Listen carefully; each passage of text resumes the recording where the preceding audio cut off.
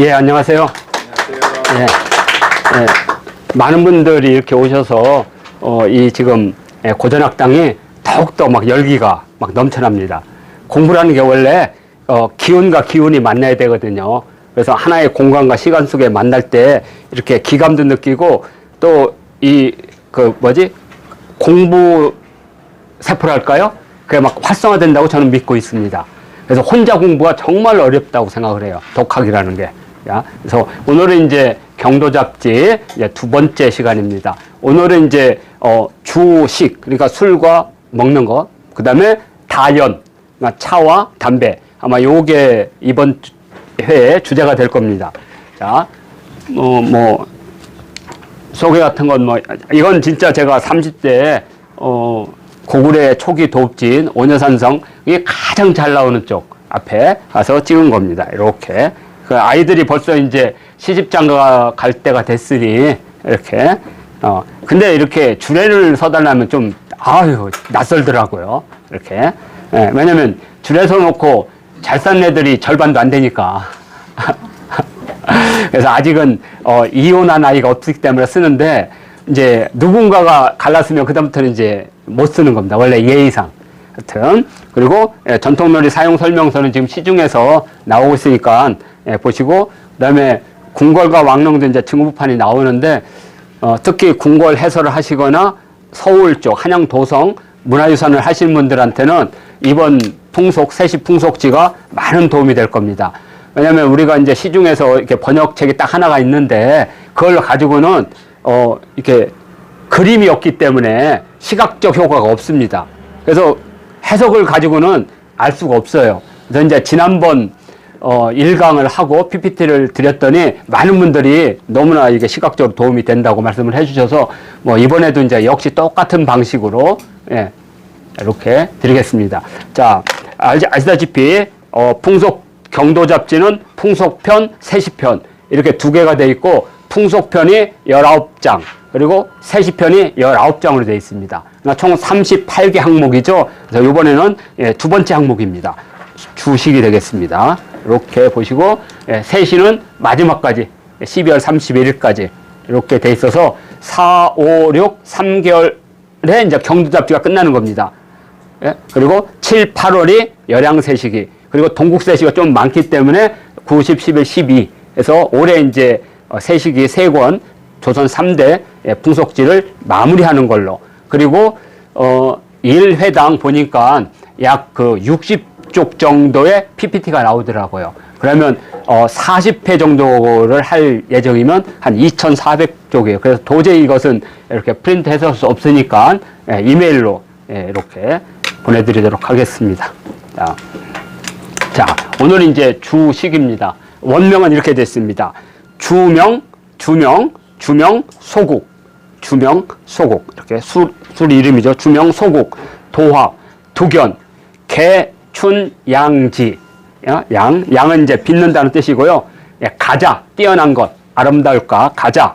패성의 가목루, 해서의 이강고, 호남의 중력고, 역유, 향도자. 향은 이렇게 들이다, 권유하다. 그러니까 역시 이것은 권유할 만한 것이다. 이렇게 됐습니다.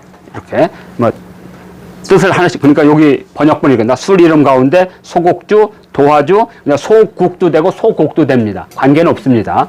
소국, 도화주, 두견주 등은 모두 봄에 빚는다. 그죠? 여기 개자가 모두 개자니까 모두. 요 개자가 이거니까. 그리고 뛰어난 것, 가자. 뛰어난 것은 패성. 패성은 평양이라는 뜻입니다. 다 이제 해석해 드릴 거예요. 패성의 가목루. 이 가목루는 우리 고전에도 많이 나오는 겁니다. 그러니까 그리고 해서 황해도입니다. 해서의 이강고. 그리고 호남의 중력고. 중력이라는 것은 대나무 진액을 말하거든요.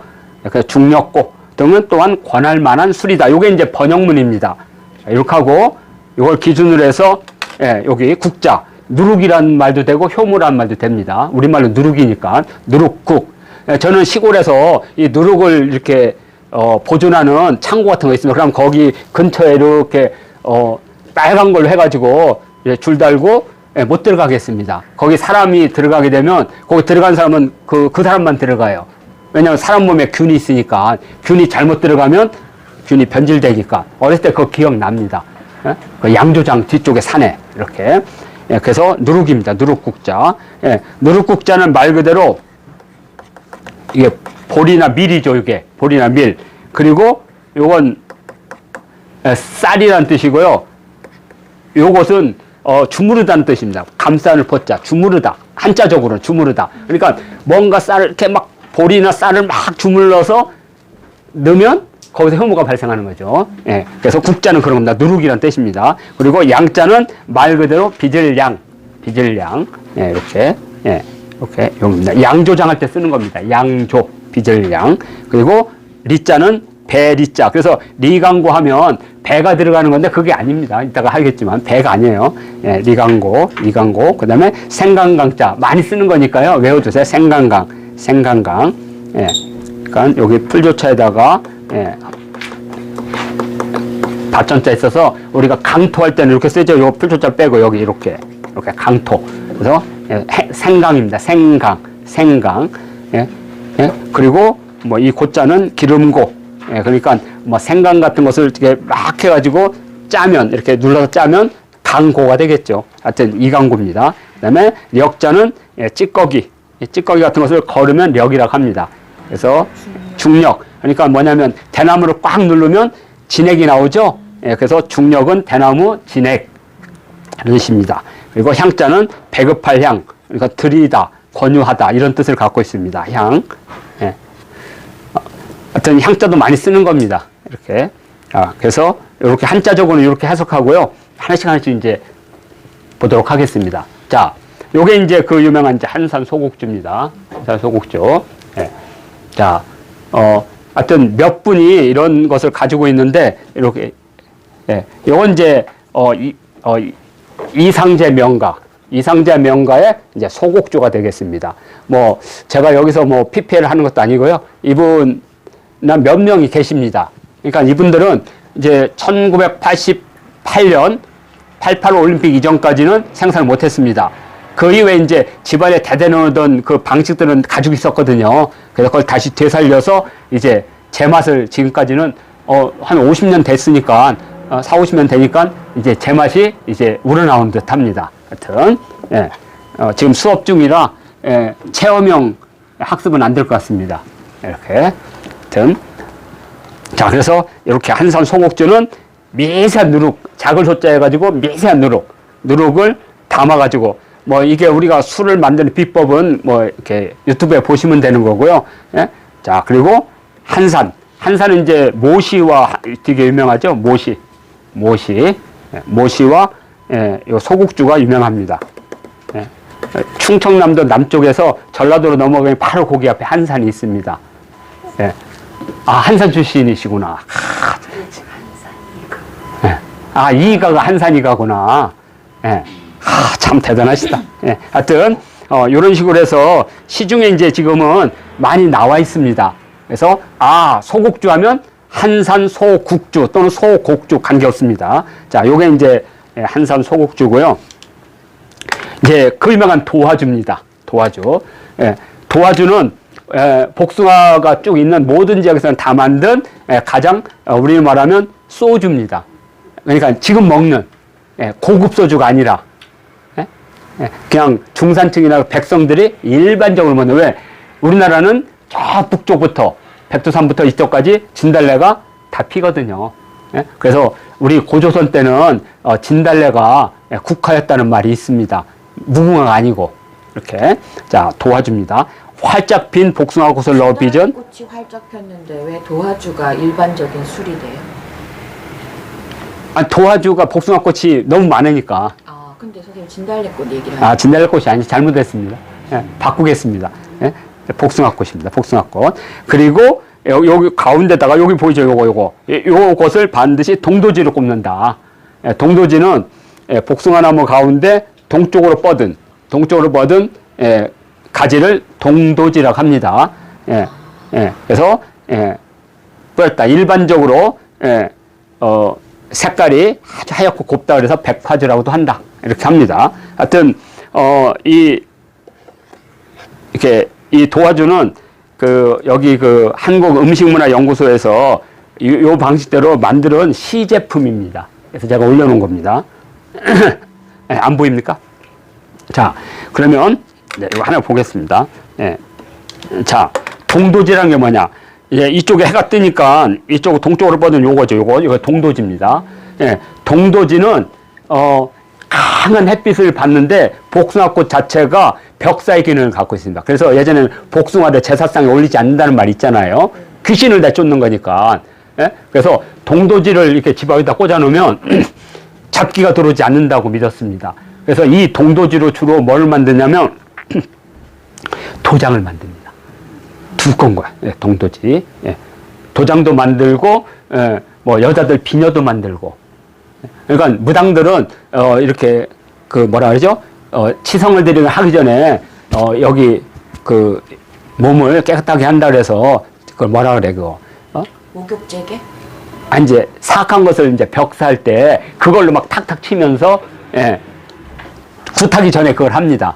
예. 그만큼, 동도지는, 예, 이렇게, 예, 있고 또 하나는 동도지와 함께 가장 이제 많이 쓰는 게 대추입니다. 대추.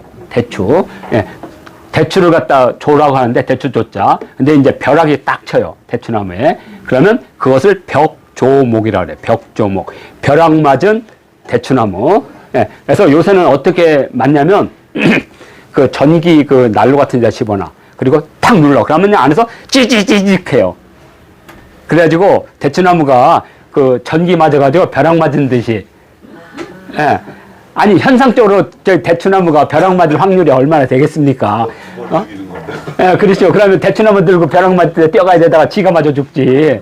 그래서 예전에는 대추나무에다가 어떻게 하냐면 철사 있죠, 철사. 그거 좋은 것을 여기다 올려놨어요. 일부러 벼락 맞으라고. 예? 그러면 벼락 맞을 확률이 높아요. 예? 그래서 이걸 벽조목이라고 합니다. 이렇게 하면 벼락 맞으면 새까맣게 타거든요. 그럼 이걸 가지고 도장을 만듭니다. 인장. 예? 예. 그래서 이렇게 벼락 맞은 대추나무로 쓰거나 이제 무당들이 도화주로 주로 이제 사악한 걸 벽사할 때 쓰는 것 동도지입니다. 그래서 아마 술이 잘 빚기 위해서 아마 잡사한 것이 못 들어오도록 그래서 동도지를 꽂아 놓았다라고 지금 보고 있습니다. 그러니까 이렇게 동도지. 이게 이제 도화주입니다. 도화주. 자, 자, 그 다음에 이제, 두견주. 이제 이게 이제 진달래꽃입니다. 제가 아까 좀 헷갈렸는데요. 우리말하면 당진이거든요. 당진군, 면천, 당진이 크고 면천이 그 안에 있어요. 그래서 당진 두견주라고 하고, 면천 두견주라고 하는데 지금은 이제 면천 두견주로. 그러니까 조선시대 때는 당진 두견주라고 그랬어요. 근데 지금은 이제 문헌에는 당진 두견주예요. 근데 지금은 면천 두견주입니다. 그래서 혹시 면천 두견주와 당진 두견주가 다른 거라고 생각하지 마시고요. 예. 근데 이제 진달래가 이게 잘 발효가 잘 안 돼요. 그래서 잘못하면 막 약간 비린내 같은 게 나고 썩은 내 같은 거, 발꼬락내 같은 냄새.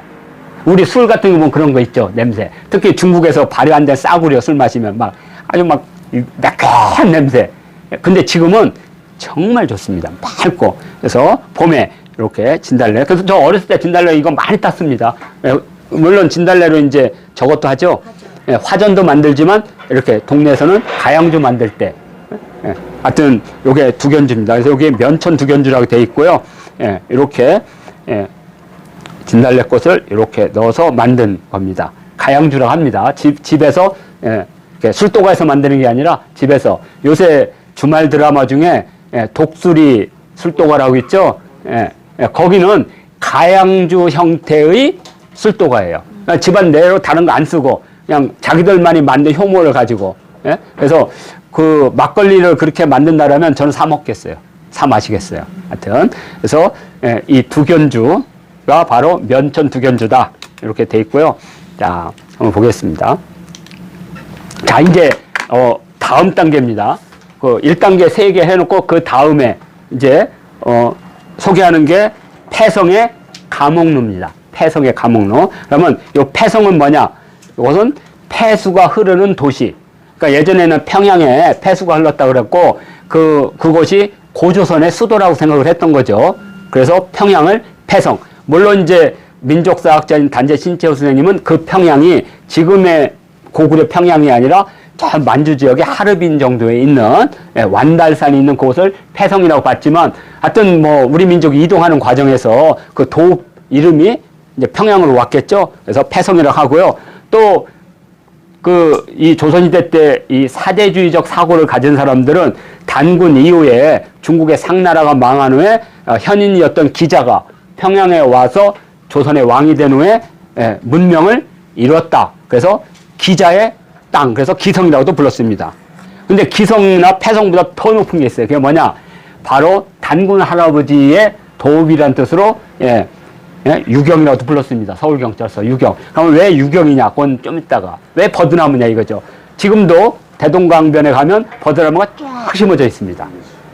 그 옆에 바로 북한 최고의 호텔인 유경 호텔이 있습니다. 그러면 왜 유경이냐? 그러니까 평양을 뜻하는 도시 이름이 폐성, 기성, 유경 이렇게 1번, 2번, 3번. 그러니까 우리가 풍속지를 한다 해서 풍속지만 배우는 게 아니라 조선의 지리라든지 지명이라든지 민속이라든지 인물이라든지 역사를 함께 배우는 겁니다. 그래서 우리가 인문학을 해야 되는 거죠.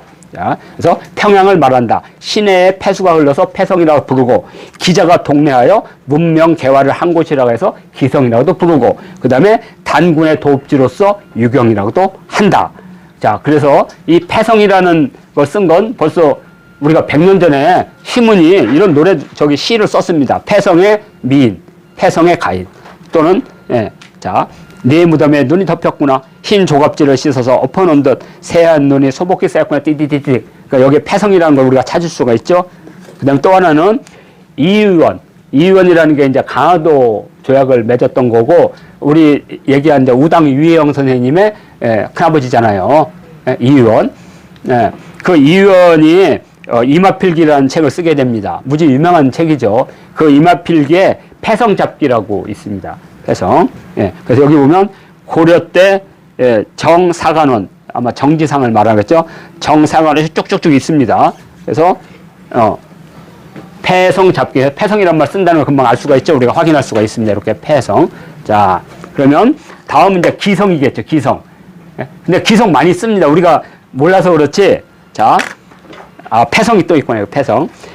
국립국악원에서 1년에 한 번씩 각도, 남도, 서도 이렇게 해가지고 이런 노래 이렇게 판소리 같은 것을 이렇게 공연하거든요. 거기에 서도풍류라는 게 있습니다. 무지 유명해요. 그래서 저번에 생생풍류에서 여기 서도풍류 중에는 폐성의 흥과 있죠.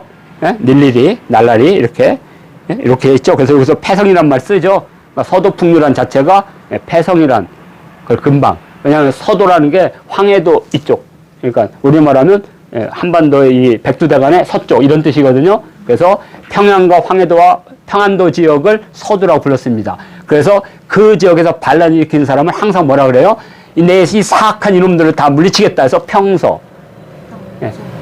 홍경래가 바로 평서 대장군이잖아요. 평서. 이렇게. 그러니까 서북 지역을 내가 전부 다 장악한 후에 이 세상을 엎어버리겠다. 그때 이 서자가 바로 그 서도에서 온 말입니다. 평서. 자, 그리고 기성. 이제 기성이구나. 자, 여기 기성. 그러면 여기 우리나라 3대 권번 가운데 뭐 개성 권번도 있고 저쪽 평양 권번도 있고 한양 권번도 있는데 바로 그 평양 권번을 기생 집단이잖아요. 그 조합. 거기가 바로 기성 권번이라고 딱 돼 있잖아요. 기성. 그러니까 이 사람들은 폐성이란 말 쓰지 않고 기성이란 말을 썼던 것 같아요. 기성이란 말을. 자, 그 다음에 여기 보면 여기 기성면옥 있죠? 기성면옥. 그럼 이 기성면옥이 평양이라는 걸 어떻게 쓰냐? 요 밑에 판매하는 게 바로 평양냉면이라고 딱 써 있어요. 그러니까 이 사람들은 어렸을 때 부모님으로부터 기성이란 말을 듣고 오는 거예요. 그냥 기성. 평양을. 이렇게. 그래서 요거 있고요. 자, 다음에 여기 유경이 있습니다. 유경. 여기 보면 평양이 이게 가장 높은 유경호텔입니다. 유경호텔. 다 유경호텔 머무르셨죠? 아니요. 평양 안 갔다 오셨어요? 네. 안타깝다. 저기 안에 아무것도 없는데요? 다음 정권 때 혹시 남북 교류가 잘 돼서 기차 타고 가서 평양에 내린 후에 평양 시내는 못 가게 할 거예요. 분명히. 그죠? 그 대신 지정된 호텔로 갈 때 유경 호텔에서 먹을 때 평양냉면도 드시면 됩니다. 그때. 예. 유경 호텔이고 성남에 가면 유경 식당이 있습니다. 그래서 그 사장 이름이 유씨성을 가진 유경이가 아니고 여기 바로 여기 보면 평양냉면 여기 딱 써 있습니다. 평양냉면이라고 보시죠. 평양냉면. 그러면 사람들은 이 평양냉면이 유경이라는 걸 몰라요. 그러면 우리 선생님들 아는 거죠. 아, 유경. 그럼 왜 그러냐? 요게 이제 그 근역서화증에 나오는, 근역서화증이 이제 오세창이 쓴 거잖아요. 그 첫 번째 제1화가 뭐냐? 솔거가 밤에 한 어른이 나와서 나를 그려서 집집마다 붙이면 모든 잡귀들이 들어오지 않고 집안이 평안하리라. 그래서 그때 훌딱 보고 그린 거 아니에요. 그게 바로 단군 할아버지 상이잖아요. 그게 이제 평양에 또 구월산 삼성전에 계속 내려왔던 거죠. 그때 아주 그 볼품없는 사람이 그걸 모사에서 팔았던 거예요. 모사에서. 그때 대군 어디 있는 사람이 그걸 사왔어요. 안동에 있는 사람이. 사왔는데 얼마에 일본 애들이 그거 다 허물어 버렸잖아요. 그래서 없어졌잖아요. 단군상이 없어졌어. 그래서 그 단군상이 그때 모사에서 산 사람 그게 남아가지고 그분이 나중에 한 40년이 지난 후에 대종교에다가 보내줬어요. 그걸. 그래서 대종교에서 그걸 가지고 진본으로. 이게 바로 그때. 그래서 복사본인 거예요? 예, 복사본입니다. 근데 잘 그린 그림은 아니에요. 그죠? 근데 이분 어깨에 뭐가 있습니까? 안 보여요. 버드나무죠. 요. 이게 버드나무입니다. 그래서 우리 기록에 의하면 버드나무 밑에서 단군 할아버지가 정치를 폈다. 왜냐면 건물을 지으면 돈이 들어가니까. 그래서 단군 할아버지의 도읍을 버드나무 유자를 써서 유경이라고 했던 겁니다. 그런데 그 평양을, 지금의 평양을 보니까 조선시대나 고려시대 때 거기다 버드나무를 쫙 심는 거예요. 고구려 때 심었는지는 모르겠지만. 그래서 지금도 평양의 상징 나무가 버드나무입니다. 그래서 유경이라고 부릅니다. 그러면 이제 아시겠죠? 왜 유경이라고 했는지. 그래서 그 지역의 특산물, 그게 감홍농고입니다. 보겠습니다. 감홍농. 말 그대로. 이게 또 복원이 돼서, 내가 이걸 살려고 했는데 12만원 막 이렇게 됩니다. 되게 만들기 어려운가 봐요.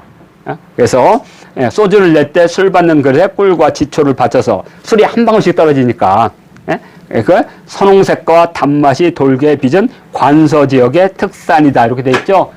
관서. 네. 자, 평양을 말합니다. 왕이 신에게 하사는 선원주다. 조선시대 때 왕이 이제 급제를 하거나 또는 어떤 분이 이제 칠순이 돼서 기로소에 들어갈 때 왕이 내리는 특별수, 그게 감홍로다. 그건 알고 계시는 거죠. 그러니까 궁궐답사할 때 어떤 술을 줬냐 그러면 소주 줬다 할 수는 없잖아요.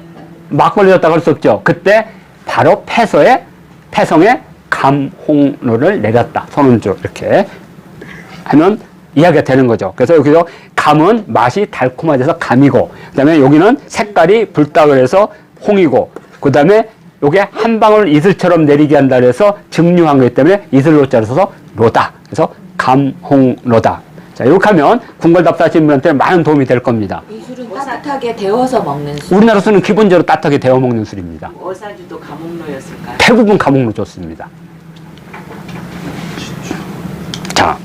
자, 그리고 여기 오주 연문 장전 산고에는 조선 4대 명주가 감옥로, 홍천의 백주, 여산의 호산춘, 한산의 소곡주. 그러니까 우리가 지금 공부하는 건 감옥로와 소곡주를 지금 공부하는 겁니다. 그리고 다른 데 또 할게요. 그리고 또 여기 그 평양의 3대 음식이 바로 냉면, 골동반, 감옥로. 그러니까 이 골동반은 우리나라 3대 이 비빔면이 있습니다. 평양의 골동반. 그리고 또 어디 있죠? 자, 빨리 말하세요. 전주 비빔밥. 그리고 또 하나. 진주 비빔밥. 그래서 이건 우리나라 3대 비빔 음식이에요. 근데 골동반과 비빔밥은 달라요. 골동반은 중국식이고요. 비빔면은, 그러니까 골동반은 되게 오래된 거기다가 이렇게 주는 거고, 비빔밥은 우리 전주나 이거는 우리 고유한 방식입니다. 하여튼. 골동이 오래된 거란 뜻이에요? 그래서 골동이라는 것은 여러 음식을 섞어서 먹는 건데, 비빔밥은 사실 우리하고 달라요. 우리나라 비빔밥 반드시 오채를 넣어야 돼요. 그게 바로 음양 오행을 맞춰서. 그리고 밥은 따뜻하게, 그리고 그릇은 차갑게. 그래서 음양을 맞추고, 그래서 음양, 오행을 맞추고, 그러면 당연히 오차가 들어가죠. 그걸 가장 잘 지키는 게 진주 비빔밥입니다. 그리고 전주 비빔밥은 콩나물로 때려 박은 거잖아요. 사실은. 전주 비빔밥은 그걸 지키진 않습니다. 그래서 어느 게 제일 맛있냐? 당연히 전주 비빔밥이 맛있죠. 진주 비빔밥은 슴슴합니다. 슴슴해. 그 대신, 예, 그 진주의 기생들이 그 논계, 기생이라고 하면 안 되죠. 전주의 여성들이 논계 이후로 계속 그걸 지켜온 거예요. 그래서 우리나라 3대 비빔 음식. 그것도 외워두는 거 좋죠. 평양의 골동반, 전주 비빔밥, 진주 비빔밥. 그리고 이제 약간의 곁다리로 두 개를 꼽으라면 강원도 원주와 이쪽에 있는 비빔밥. 많이 드시죠? 그 나물, 예, 산채 비빔밥. 그 다음에 충청도, 고사리는, 충청도는 고사리가 줍니다. 그래서 고사리 넣는 비빔밥과 산채 넣는 비빔밥이 더하기 2 비빔 음식에. 이렇게 아시면 좋을 것 같습니다. 자, 그러면, 자, 여기 보겠습니다. 가목로. 어디에 나오냐? 바로 별주부전에 나옵니다. 별주부전에 이제 토 선생이 바위에서 딱 이렇게 이제 일광욕을 딱 하고 있는데, 별주부가, 별주부고 토는 토 선생이에요. 주부는 벼슬아 치고, 용궁의 별주부가 딱 와가지고 토 선생을 꼬시잖아요. 그랬더니 안 가. 이 세상이 좋은데 내가 와. 그때 여기에는 없는 특산물이 우리 용궁에는 있습니다. 그게 뭐냐 했더니 창고에 가목로가 가득하다니까 술 좋아하는 토 선생이 그에 반해서 간 거예요. 그래서 거기에 가목로가 한번 나오고요. 또 하나는 춘향전. 언제 나올 것 같아요? 둘이 저기 할 때? 정답. 서방님 가시면 저는 어떻게 기다립니까? 긴 밤을 기다리며 했더니 기다려라. 내가 반드시 올다. 그때 춘향이가 대접한 술이 바로 가목로입니다. 가목로. 이렇게. 그러니까 이것도 좋죠.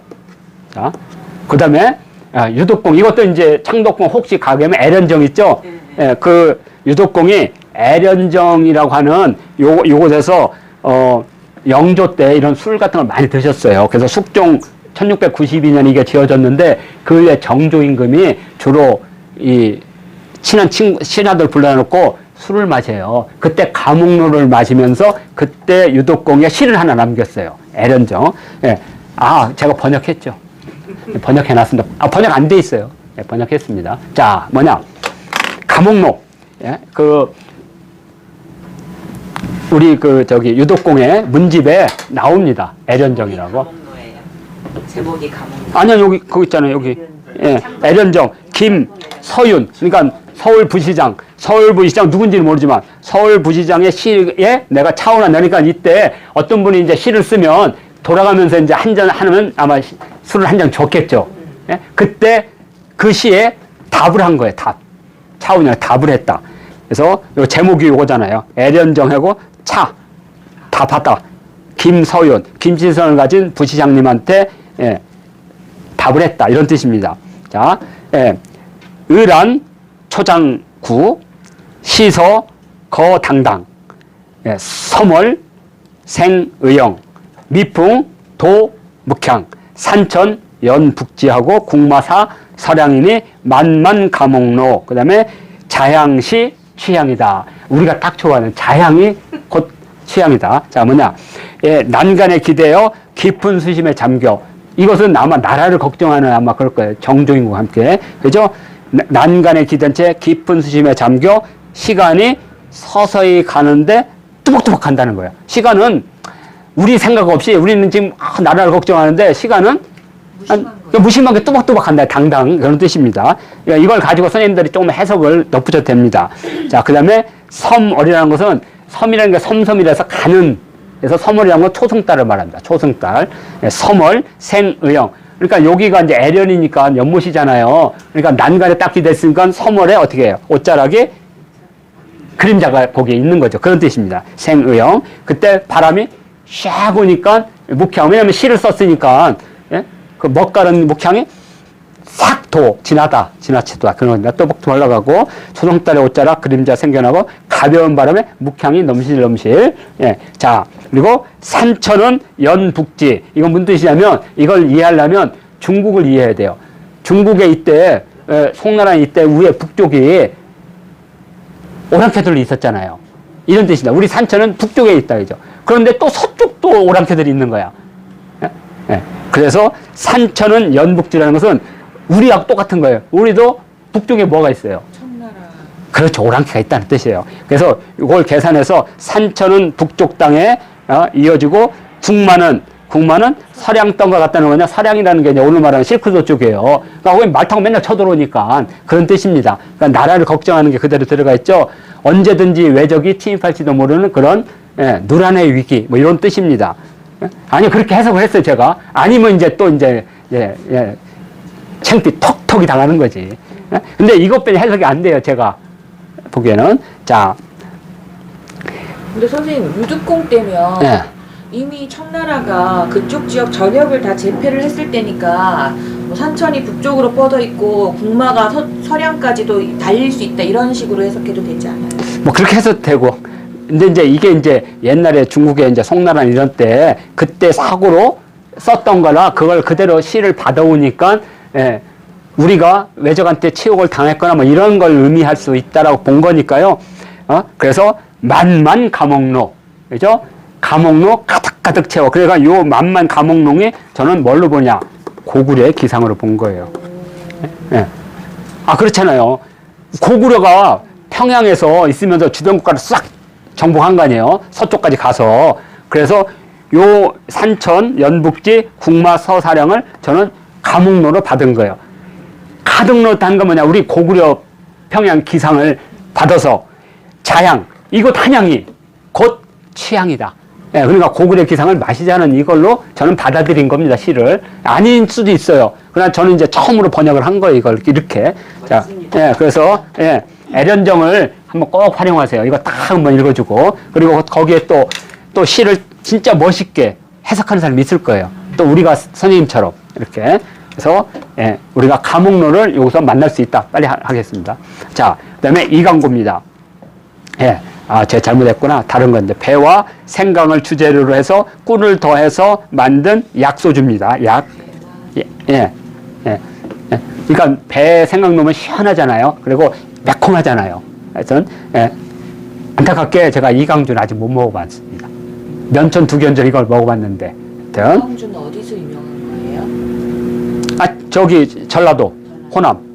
지금 말하면 담양. 대나무 많이 나는데. 아까 면천하고 똑같아요. 근데 이강주도 서울 지용시로 많이 만들었습니다. 그래서 육당 최남선은 조선의 3대 명주로 감옥로, 이강고, 중력고. 우리가 지금 배우는 겁니다. 후반부. 그래서 이런 식으로 좋은 술병에다가 잘 만들어졌습니다. 그래서 이건 기회가 된다면 한번 맛을 한번 보려고 합니다. 자, 그 다음에 마지막으로 중력고입니다. 요게 이제 제가 지금 잘못 말했어요. 담양. 이쪽에. 대나무에 진액인 중력이 첨가된 약소주다. 다른 데다 뭘 섞으면 약소주라 그래요. 그렇지 않으면 그냥 증류주고. 그리고 소주는 희석식이고 알코올을 물에다 탄 거니까 증류다. 중력, 그다음에 대나무 잎, 솔잎, 생강, 석창포, 개심이 들어간다. 동학농민군 전봉준 장군이 지쳐서 있었는데 이 세 잔을 딱 마시고 벌떡 일어났다. 그 유명한 중력고입니다. 그래서 여기 보면 재료들 있죠. 이거 국립민속박물관에 가면 이렇게 사진이 있습니다. 그래서 이렇게 중력고 이렇게 만든다. 자, 이렇게 하면 조선에 이제 앞에 쪽 3개 술하고 뒤에 3개 술에서 총 6개 술에 대한 소개가 이렇게 되어 있습니다. 자, 이렇게 해서 1강을 마치도록 하겠습니다.